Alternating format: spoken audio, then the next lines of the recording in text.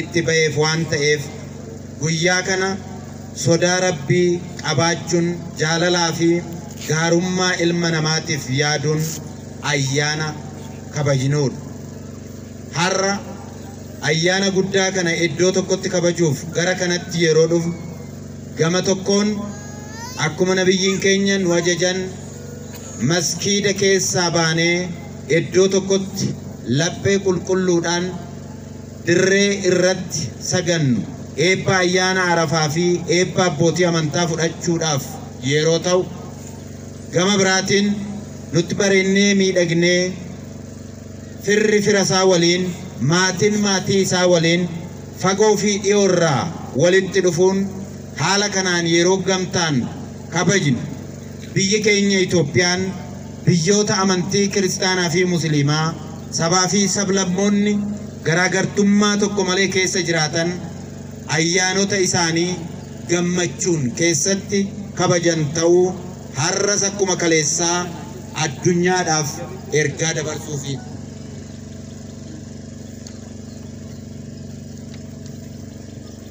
Itoophiyaan biyya seenaa guddaa qabdu, hambaaleen seenaa addunyaa hedduun keessatti argaman, babal'achuu amantaa musliimaa dura biyyoota amantaa musliimaa simachuun dursarratti argaman muraasa keessaa ishii tokko ta'uu ishii kitaabonni seenaa kan mirkaneessanii fi namoota akka Bilaal nama amantaa musliimaa afaan nabiyyi keenya irraa dhaga'an kan qabduu fi hordoftoonni isaanii Makkaarraa yeroo dhiibbamanitti akka keessa jiraataniif biyya filatamte Itoophiyaa fi musliima Itoophiyaa isiniin olitti waa'ee amantaa kanaa dubbachuuf eenyutu haamilee qabaachuu danda'a? Eenyullee isinii olitti waa'ee amantaa kanaa dubbachuu hin danda'u.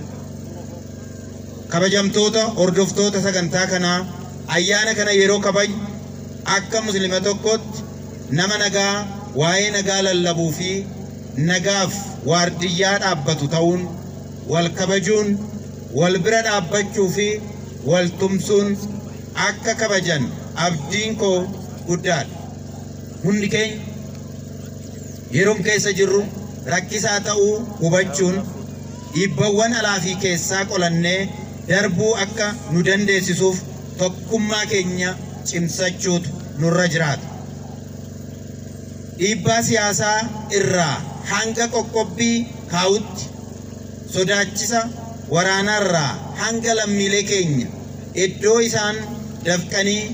xaaranii aarsaa kaffalanii jiraatan irraa miila duwwaa hari'uutti dhiibbaaleen nurra qaqqabaa jiran hundi abdii nu kutachiisuun deemsa jijjiiramaa fi badhaadhinaa biyyi keenya qabanne irraa duubatti nu deebisuuf yoo milkaa'eef immoo biyya seena qabeettii kana bittinneessuuf shira xaxamaa jiru ta'uu hubachuun laphee irraa walitti dhiyaachuun harka wal qabannee xiiqii fi kutannoodhaan jijjiiramaa fi badhaadhina waloof hojjechuutu nurra jiraata. Filannoo biyyoolessaa akka carraatti fayyadamuuf karoorfatanii turan galanni isinii fi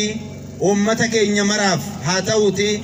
filannoo keenya karaa ajaa'ibsiisaa ta'een raawwachuu dandeenyee jira. Guutinsa bishaan hidha haaromsaa marsaa lammaffaa danqaafis dhagaan isaan hin garagalchine hin jiru.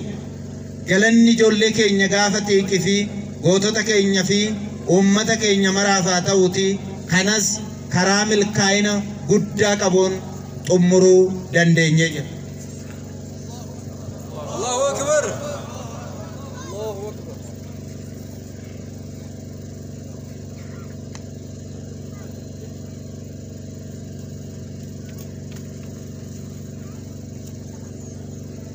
Ammas dhiyoo fi fagoorraa ajandaalee adda addaa fakkeessuuf ni kaasu. Garuu kaayyoon isaanii akkumaan irra deddeebi'ee kaasuuf yaale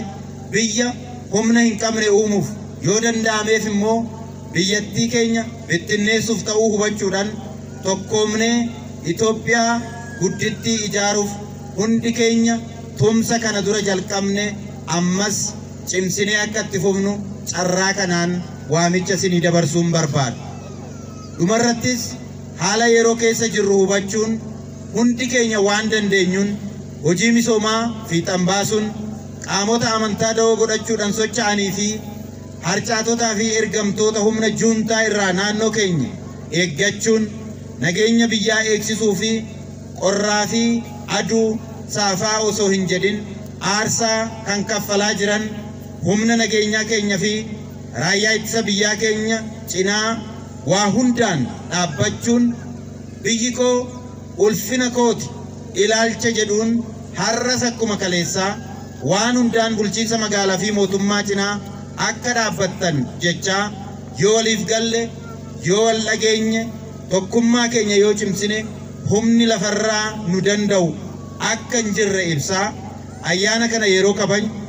gochoota gaarii ayyaanichaa fi